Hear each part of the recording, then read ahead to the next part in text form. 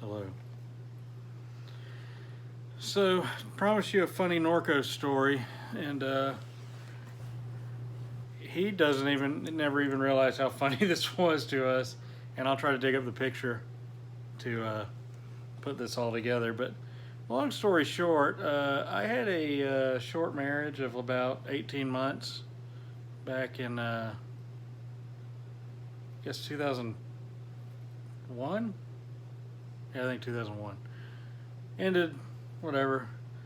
So I'm ready to get married again in 2005 because I've met the love of my life, who I'm looking at right now.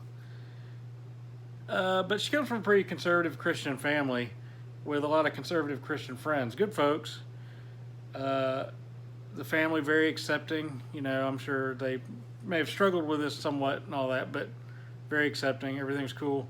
But it was one of those things like you didn't necessarily advertise to your friend, you know, from North Carolina or whatever, that, oh yeah, by the way, her husband's divorced. Just, you know, it's like, why get into that? So anyhow. It just never came up. It just never came up.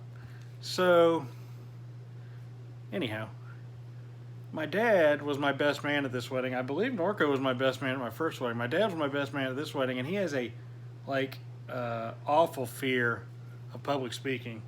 Almost as bad as, like, my fear of heights. So he just didn't want to do it. But Norko was fired up about doing it. So he was like, I'll do it. I'll do it. Yeah, I got a speech. I got a speech. So we're sitting there in this Southern Baptist church hall, fellowship hall. And Katie and I are standing up there. We got our, instead of champagne or wine, we've got our Coca-Cola. And we're doing our toast and whatever. And Norko gets up there and he's got his Coca-Cola in his hand with a suit, you know, looking sharp as ever.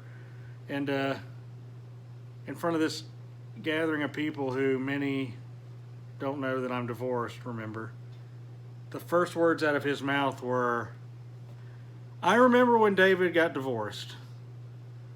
And so Katie and I, my beautiful bride, there's a picture of it, of her looking horrified, me looking at him like, man, what? And so, long story short, he gives the rest of the speech. He compares her to Nemo, because he said, well, there's a lot of other fish in the sea, and he said, but like, you know, she's a Nemo fish or whatever. You know, it was all over the place. It was hilarious, but the whole, you know, dropping the big divorce bomb on the unsuspecting folks was the best part. It's hilarious now. It wasn't hilarious then. I thought it was hilarious all along, but yeah, she's correct. It's funnier, you know, 15 years later. So anyhow, one of her family's friends comes up to him and says, everything says, I've heard a lot of toasts, and that was one of them, which was obviously a dig, but he didn't pick up on this. He goes, oh, thanks, man. And so I just kind of shook my head. So anyways, he never knew that we chuckled about this, and it really made for a great story. And so anyways, I just want to share that with you because it's like one of those stories I've never told because I never wanted to embarrass them. So anyhow, maybe I'll have more later.